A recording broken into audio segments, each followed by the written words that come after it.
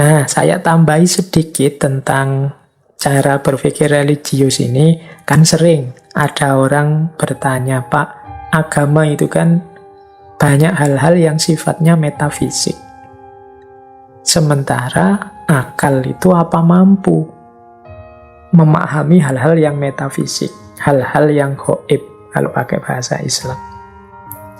Ya ini jawabannya sebenarnya macam-macam. Sejauh yang saya tahu, ada beberapa alternatif pandangan tentang hal ini. Jadi saya tidak menjawab pastinya ini, tapi silakan teman-teman milih sendiri ya. Apa mampu akal itu memahami metafisik? Yang pertama ada pandangan, ya tidak masalah, karena akal itu bisa berpikir abstrak. Untuk hal-hal yang metafisik, akal bisa melakukan spekulasi-spekulasi rasional. Jadi meskipun tidak kelihatan materinya, akal itu secara a priori bisa menemukan kebenaran-kebenaran, termasuk kebenaran yang metafisik. Jadi ini gaya pertama, namanya spekulatif filosofi, berpikir secara spekulatif. Jadi spekulasi-spekulasi yang sifatnya rasional. Spekulasi itu kan kira-kira, tapi kira-kiranya tidak ngawur, pakai ukuran-ukuran rasio akal, pakai ukuran kemasuk akalan. Nah ini namanya spekulatif filosofi.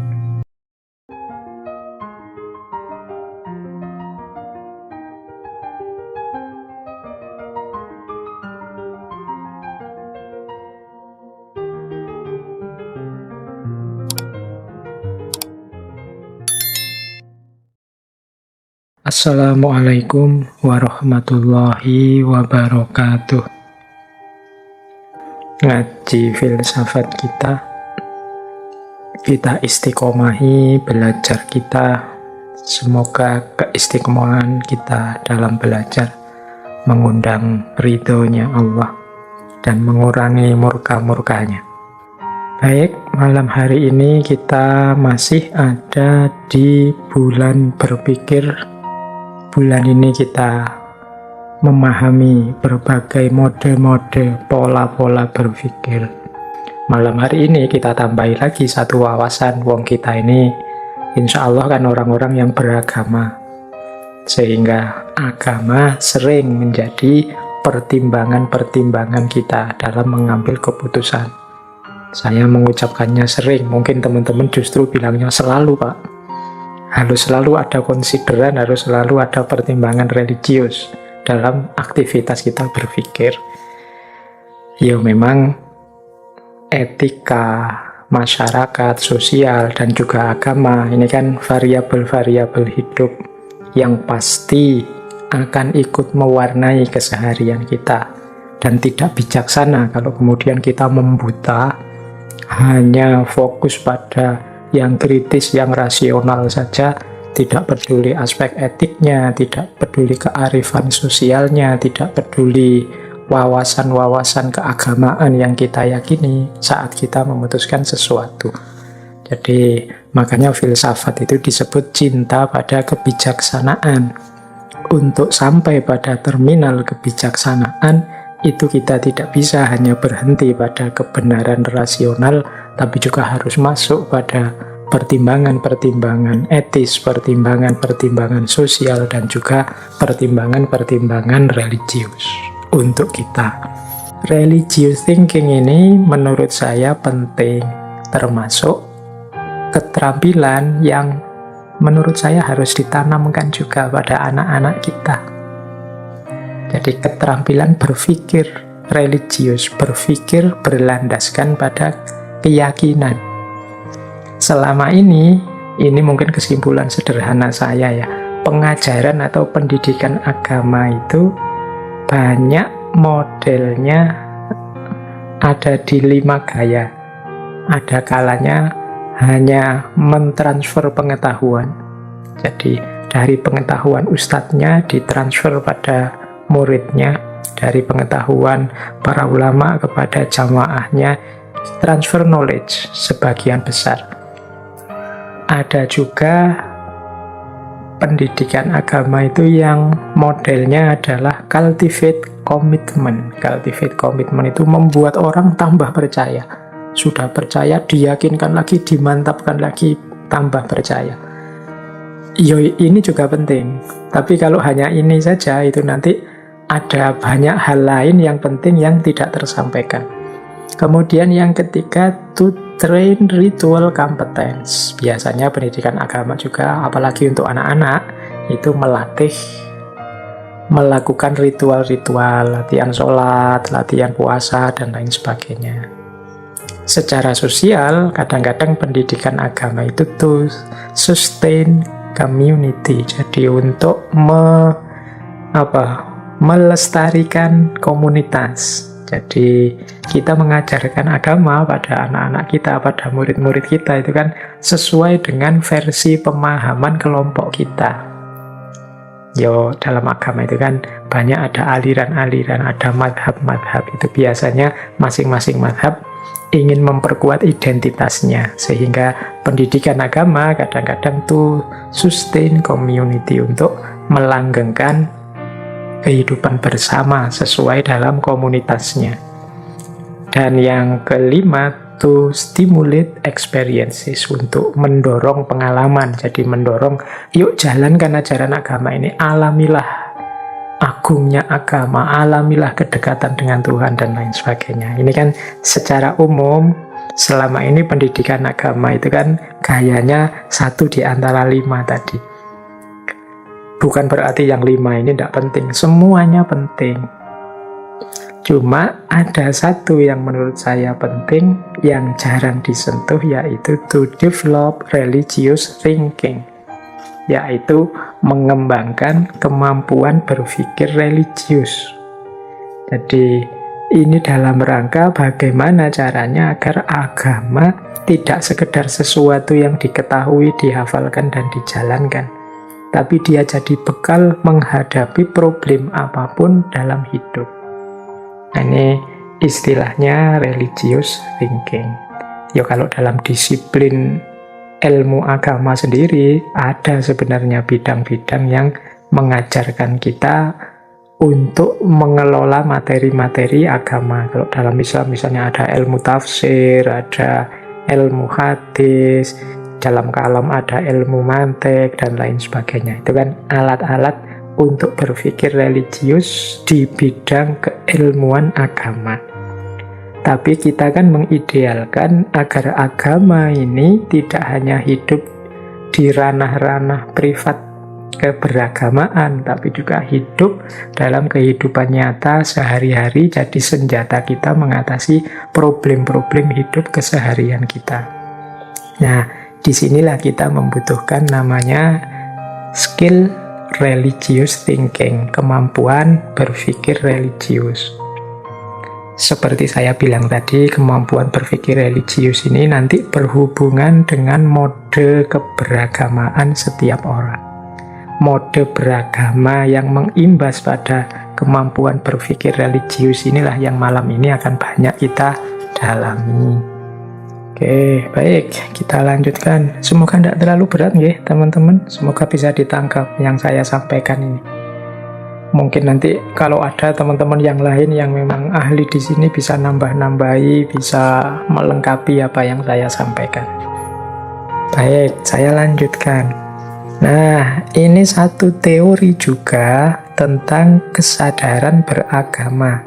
Jadi, kemampuan seseorang melakukan religious thinking, berpikir religius, itu juga ditentukan oleh kesadarannya dalam beragama. Jadi level kesadaran beragama setiap orang itu ternyata beda-beda. Mungkin di beberapa kesempatan pernah saya sampaikan materi ini tentang level kesadaran beragama. Orang beragama itu ada yang kesadarannya adalah kesadaran formalistik. Ada pula yang kesadarannya adalah kesadaran intelektualistik. Ada yang kesadarannya kesadaran mistik. Dan yang terakhir, ada yang kesadarannya adalah kesadaran profetik. Ini istilah kesadaran profetik ini saya ambil dari filosof Muslim India Pakistan, yaitu Muhammad Iqbal. Nah, mari kita urai satu-satu. Kita pakai untuk membaca diri kita. Ada di kesadaran yang mana? Yang pertama-tama tetap diri kita ya. Nanti teori-teori di sini jangan pertama-tama dipakai untuk nembak orang, untuk menjatuhkan orang. Tapi justru pertama harus kita pakai untuk mengoperasi diri kita sendiri. Kita ini ada di level yang mana? Level paling dasar dari kesadaran beragama adalah kesadaran formalistik. Kesadaran formalistik itu fokus pada apa yang harus dijalankan, apa yang harus dijauhi, apa yang harus aku lakukan, apa yang jangan aku lakukan. Jadi fokus pada bagaimana mematuhi perintah dan menjauhi larangan saja. Jadi aspek formal ajaran.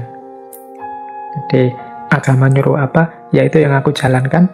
Melarang apa, yaitu yang aku jauhi. Titik, hanya sampai di situ saja. Ini orang menyebutnya kesadaran formalistik. Tidak salah, justru memang awalnya memang ini. Kalau tidak ada kesadaran dasar ini, ya komitmen keberagamaannya nanti dipertanyakan. Tapi berhenti hanya pada formalitas ajaran, nanti muncul berbagai kesulitan-kesulitan. Nah, nanti akan jelas kalau di depannya. Jadi yang jelas, kesadaran paling dasar ini memang kesadaran formalistik. Formalisme beragama. Hari ini kan banyak orang mengkritik formalisme beragama. Beragama yang hanya fokus pada formalitas ajaran saja.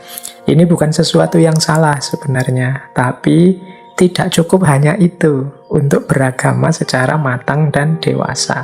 Harus naik level sedikit. Jangan hanya berhenti pada formalitas ajaran agama. Nah, kalau sudah beres dengan aspek formalitas, mari naik satu level, yaitu aspek intelektualitasnya. Jadi aspek intelektualitas ini menegaskan bahwa kita beragama itu secara sadar, tahu dasarnya. Kalau agama orang sering menyebut tahu dalilnya, ngerti argumennya. Jadi ketika saya melakukan ini atau menjauhi melakukan itu aku ngerti alasannya.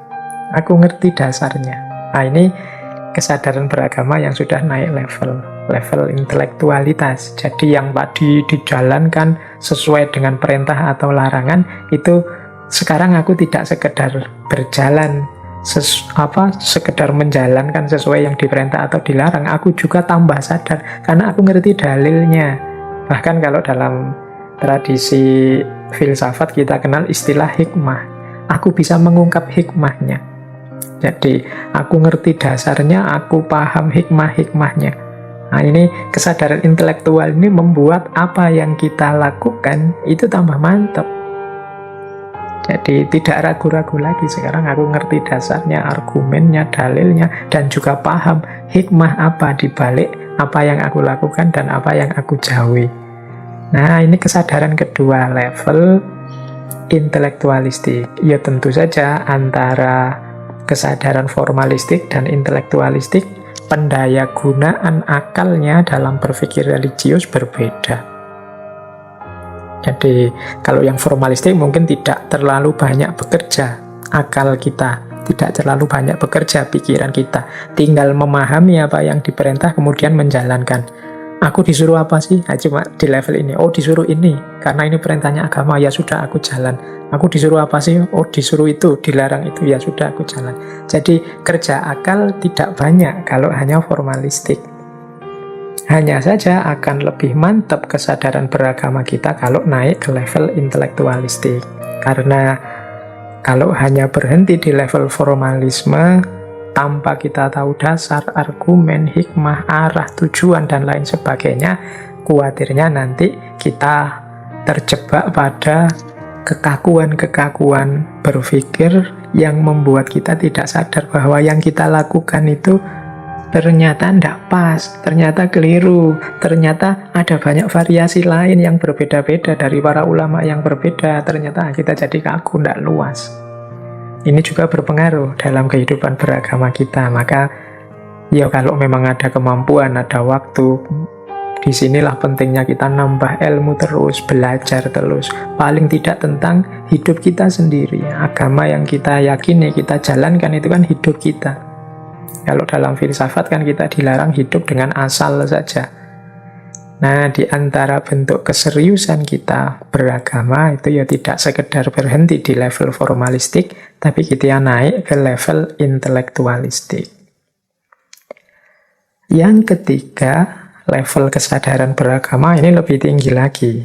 Namanya, saya tidak tahu teman-teman setuju atau tidak, namanya kesadaran mistik. Kalau kita kan lebih akrab dengan istilah tasawuf, tapi tidak apa-apa ya, kita ambil dari istilah mistik, dunia batin.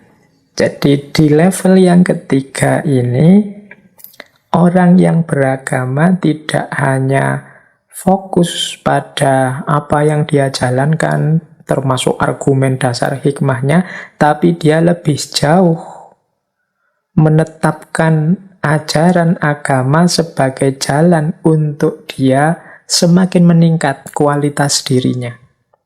Sama seperti para sufi itu loh. Para sufi itu kan berusaha seserius mungkin untuk meningkatkan kualitas dirinya, tidak hanya level mental, tapi level terdalam spiritual, level rohaniyah yang paling tinggi. Nah, itu kan gaya para mistik.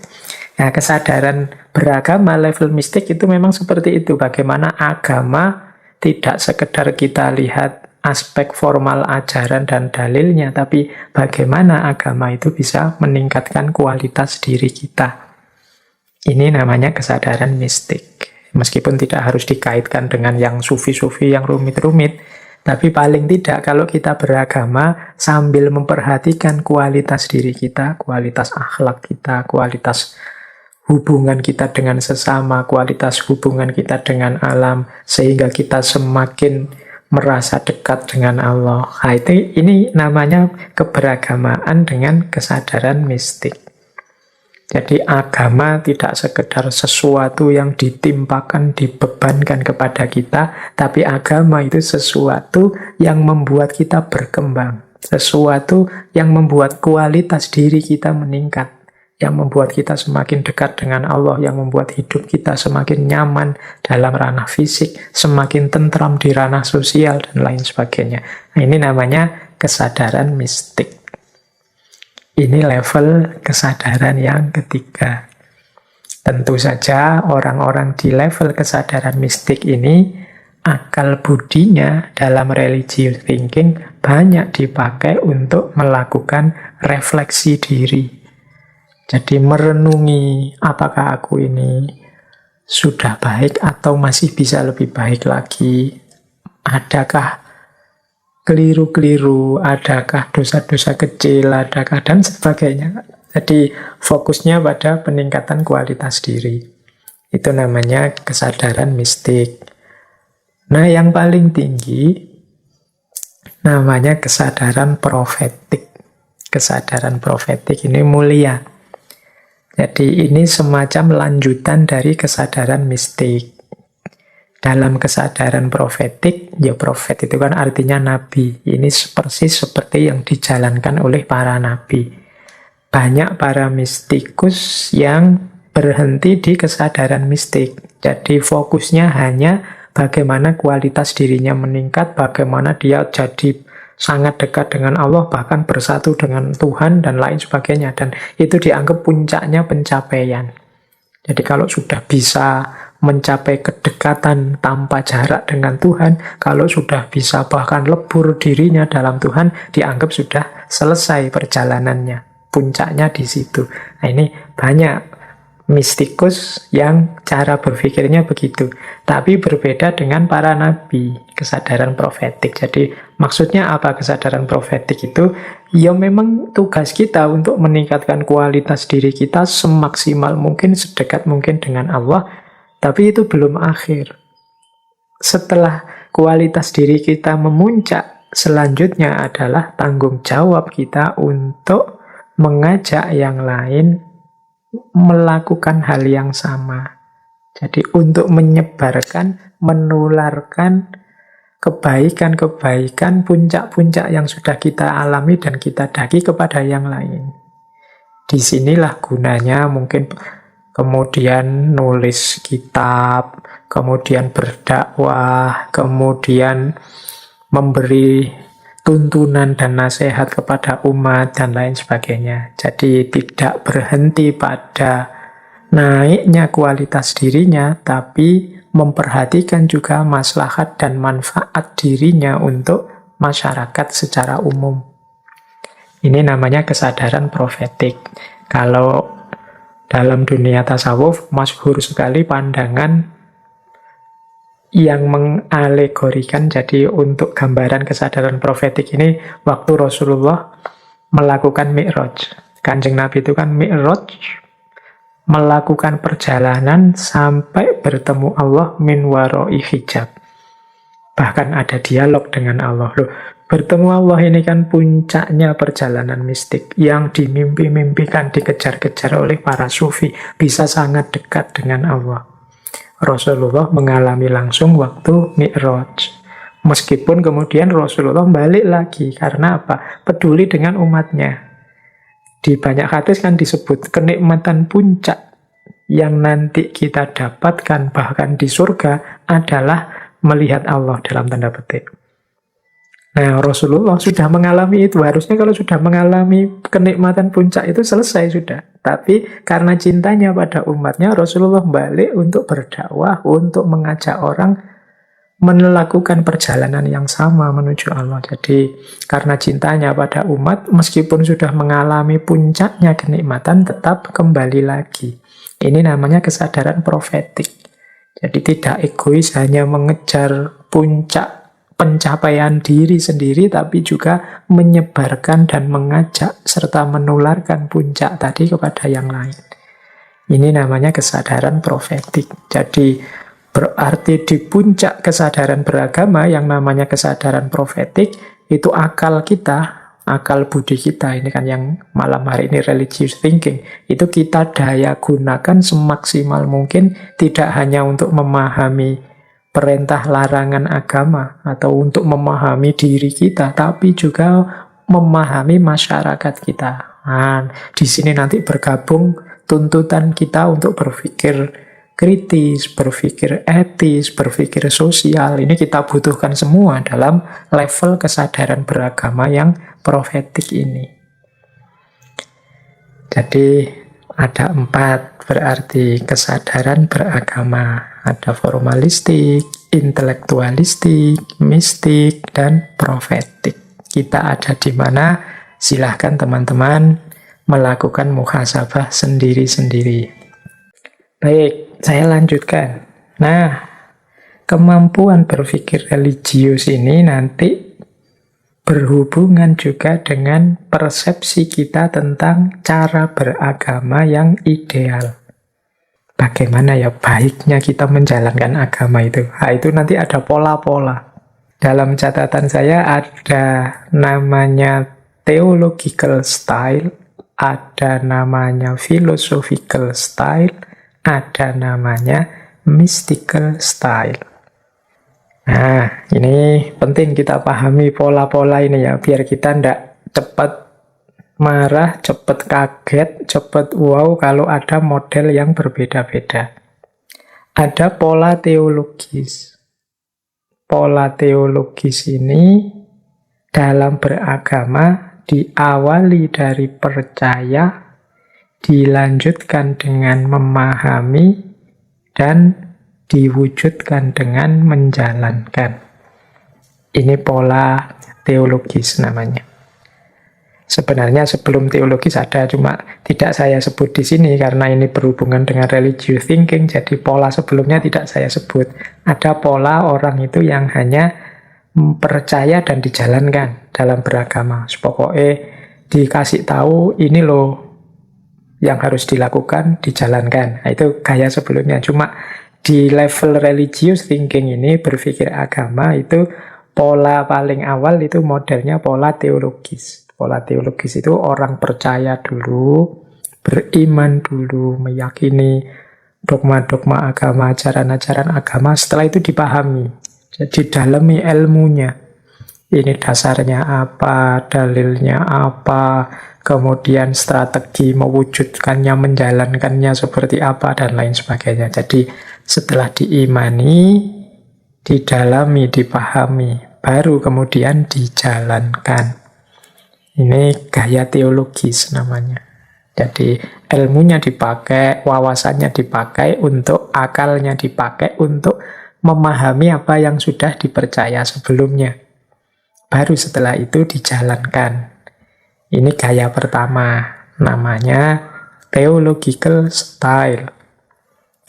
Gaya kedua ini namanya philosophical style. Ini yang gaya filosofis. Para filosof itu kan selalu diawali dari bertanya atau mempertanyakan. Nah, jadi mental filosofis itu sebelum percaya biasanya ingin mendalami dulu, memahami dulu.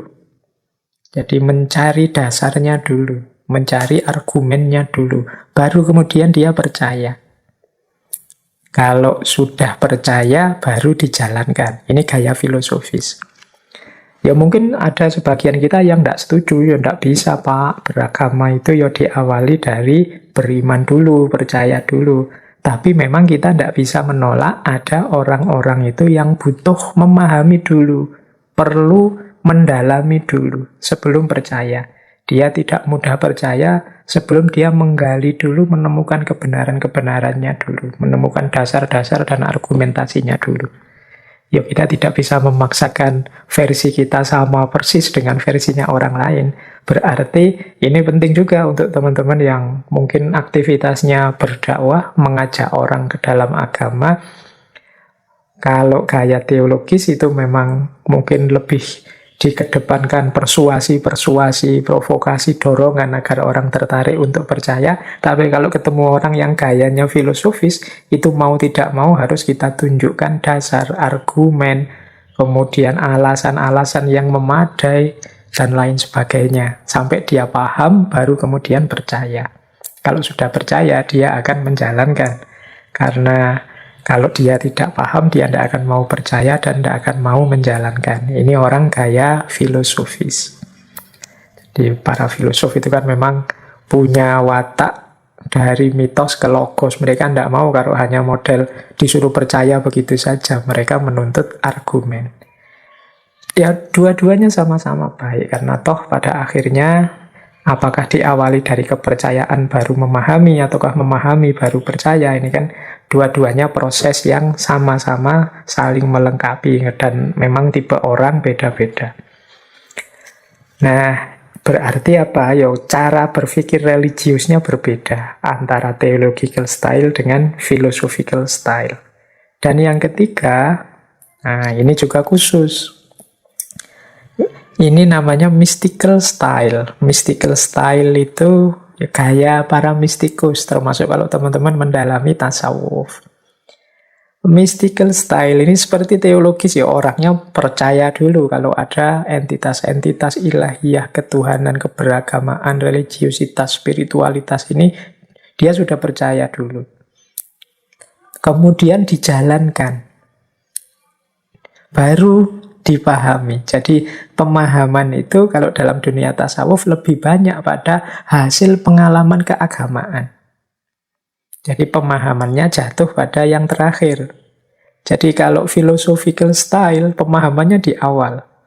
Kalau theological style, pemahamannya di tengah. Setelah percaya baru dipahami. Tapi mystical style itu beriman, dijalankan, diperdalam sedalam mungkin dalam menjalani itu, baru kemudian dipahami, diungkapkan.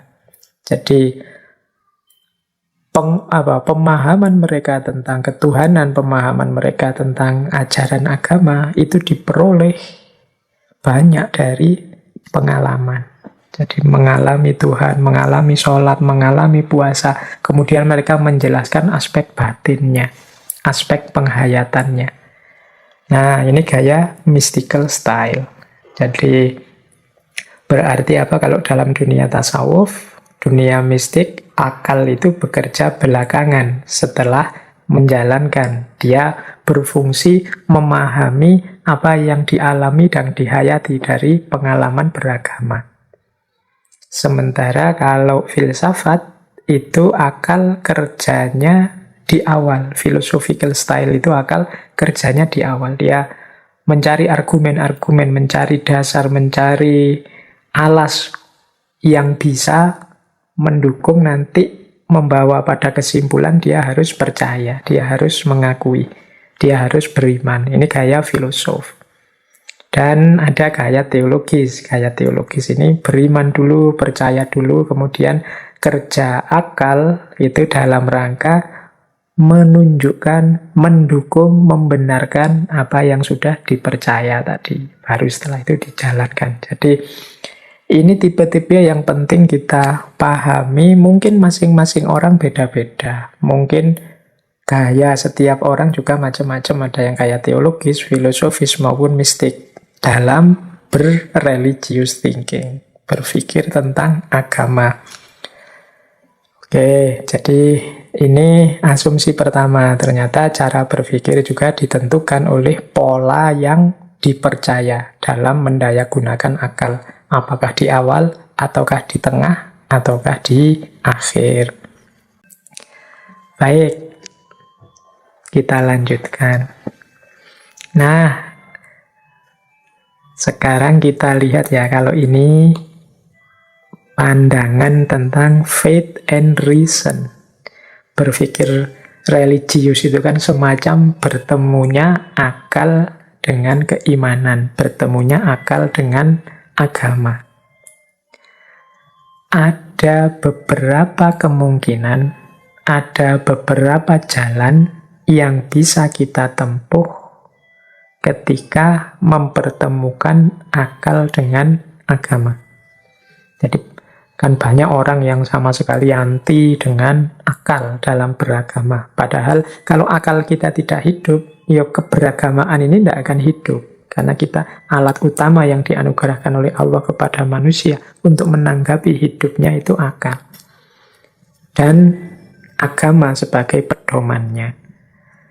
Nah, bagaimana cerita pertemuan antara faith and reason ini? Ada beberapa pola. Ini saya tidak memasukkan pola yang anti agama atau anti akal. Kalau anti agama, anti akal berarti tidak jadi bertemu. Ketika jadi bertemu antara akal dan agama ini, ada beberapa pola yang mungkin terjadi. Yang pertama, gaya teologi. Pola teologi itu ketika akal hadir untuk mendukung dan menjelaskan kebenaran agama. Jadi, ini model pertama yang mungkin aman untuk agama. Kenapa? Akal itu hanya bertugas menjustifikasi, mendukung, menjelaskan kebenarannya agama. Kalau dalam Islam antara lain ada ilmu kalam. Jadi diawali dari keimanan dulu, baru kemudian akal hadir untuk mendukung dan menunjukkan sisi rasionalitas keimanan tadi. Ini namanya gaya teologis. Jadi kalau ada orang yang masih ketakutan dengan pertemuan akal dengan agama, dalam gaya teologis ini aman situasinya. Karena akal tidak bermain apapun selain dia mendukung dan menunjukkan benarnya agama. Ini gaya pertama. Ada gaya kedua.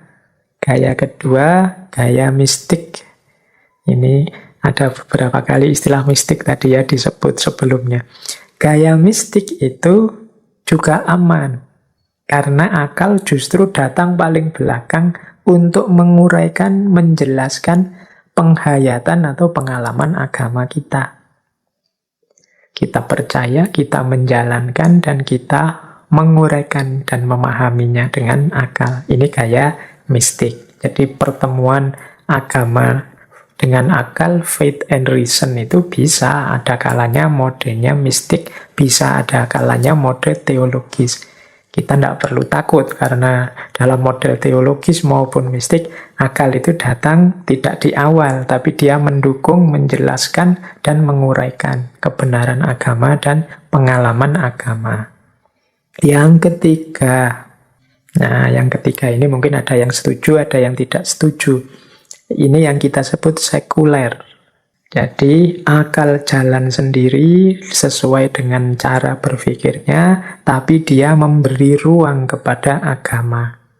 Jadi ya silahkan agama juga jalan. Ini asumsi berpikirnya adalah akal tidak mungkin bisa memahami agama, karena akal ini jangkauannya hanya aspek fisik-fisik saja. Sementara agama, dia mengurusi hal-hal, segala hal termasuk yang metafisik. Maka sudahlah, karena tidak mungkin ketemu, akal silahkan jalan sendiri, kemudian agama silahkan jalan sendiri.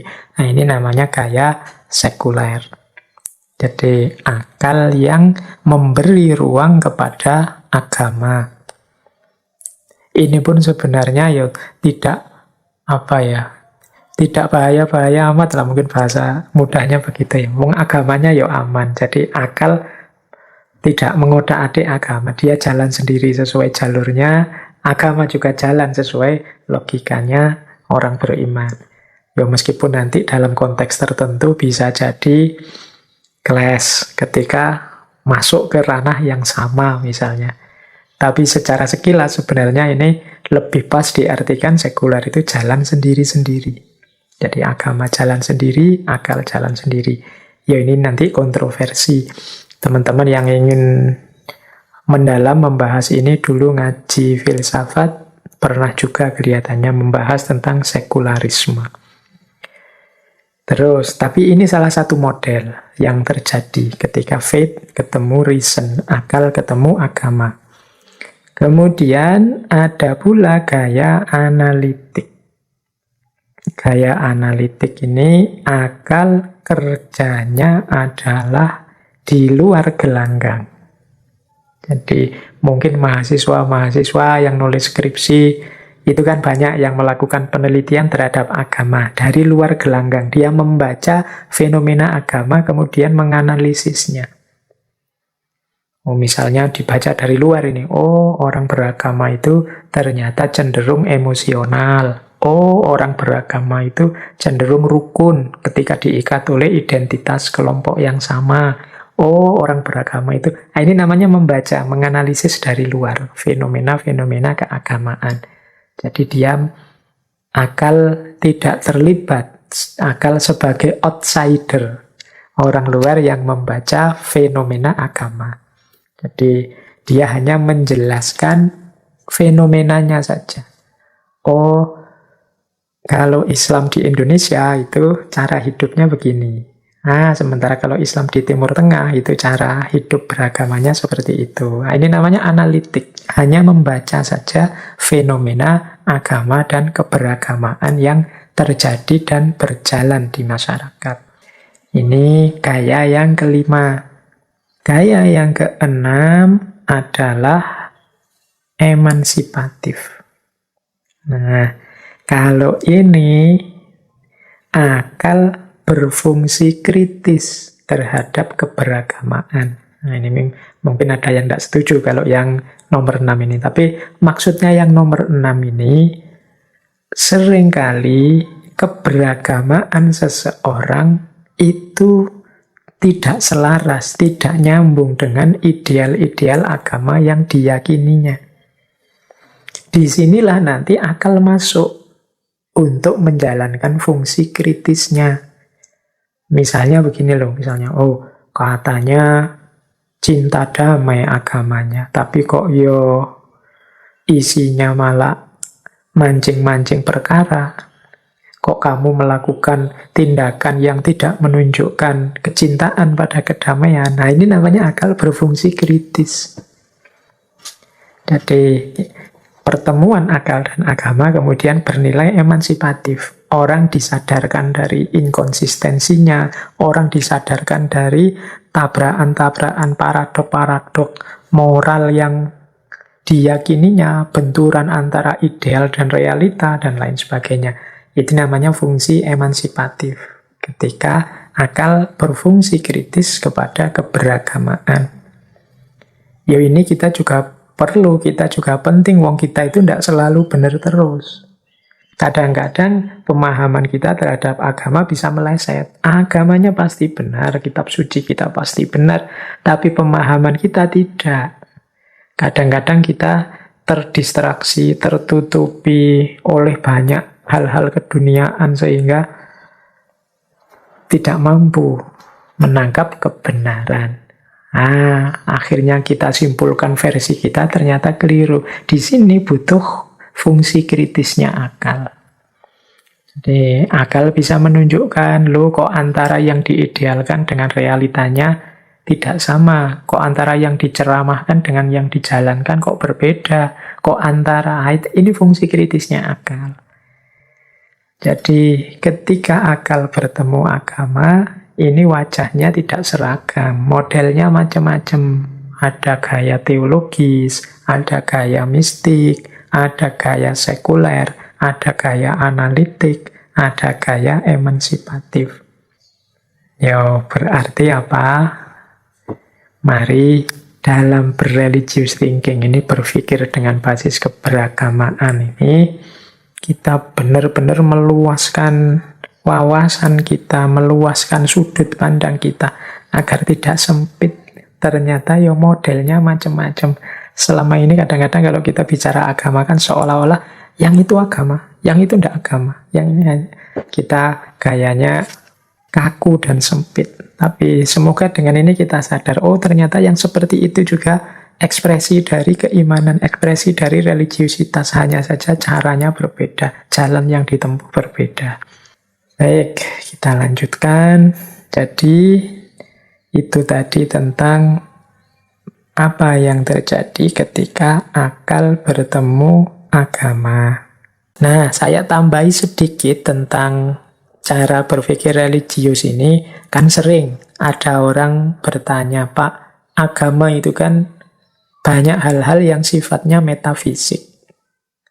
Sementara akal itu apa mampu memahami hal-hal yang metafisik, hal-hal yang gaib, kalau pakai bahasa Islam. Ya ini jawabannya sebenarnya macam-macam. Sejauh yang saya tahu, ada beberapa alternatif pandangan tentang hal ini. Jadi saya tidak menjawab pastinya ini, tapi silakan teman-teman milih sendiri ya. Apa mampu akal itu memahami metafisik? Yang pertama ada pandangan, ya tidak masalah, karena akal itu bisa berpikir abstrak. Untuk hal-hal yang metafisik, akal bisa melakukan spekulasi-spekulasi rasional. Jadi, meskipun tidak kelihatan materinya, akal itu secara a priori bisa menemukan kebenaran-kebenaran, termasuk kebenaran yang metafisik. Jadi ini gaya pertama, namanya spekulatif filosofi, berpikir secara spekulatif. Jadi spekulasi-spekulasi yang sifatnya rasional. Spekulasi itu kan kira-kira, tapi kira-kiranya tidak ngawur, pakai ukuran-ukuran rasio akal, pakai ukuran kemasuk akalan. Nah ini namanya spekulatif filosofi. Ada juga yang menyarankan tidak usah dibahas saja. Kalau yang tentang metafisik cukup diimani saja. Nah, ada yang begitu. Saya tidak tahu teman-teman setuju apa enggak ini. Kalau setuju ya tidak apa-apa. Agama itu kan memang semestanya semesta keimanan. Jadi jalan kedua ada yang bilang ya sudah, akal tidak usah masuk ke sana. Tidak usah dibahas. Ada jalan yang ketiga. Jalan yang ketiga ini adanya di tokoh tertentu dalam kajian teologi, ilmu kalam, yaitu dibahas tapi secara negatif. Jadi secara negatif itu dinegasikan. Misalnya begini loh, kita misalnya membahas Allah. Allah itu kan tidak mungkin kita jangkau. Sebagaimana banyak hal gaib lainnya, kita itu hanya mendapat gambaran-gambaran abstrak. Berarti apa? Cara mengimaninya secara negatif. Jadi kalau ada penjelasan Allah itu begini, begitu, itu agak sulit kita menerimanya kalau secara positif. Maka lebih enak menjelaskan itu secara negatif, yaitu Allah itu tidak begini, tidak begitu. Kalau bahasa Al-Quran, ya laisa kamislihi syai'un. Jadi menjelaskan yang gaib itu pakai diksi tidak. Jadi ya seperti contohnya tadi, Allah itu tidak beranak, tidak diperanakkan, tidak ini, tidak itu. Ini lebih kondusif untuk keberagamaan dan pemikiran kita. Jadi dipahami saja secara negatif. Ada yang menyarankan dipahami saja secara pragmatis. Secara pragmatis itu ya sesuai kebutuhan kita. Jadi sesuai dengan yang paling bermanfaat. Jadi yang paling mendukung keimanan kita dipahami seperti apa. Itu secara pragmatis.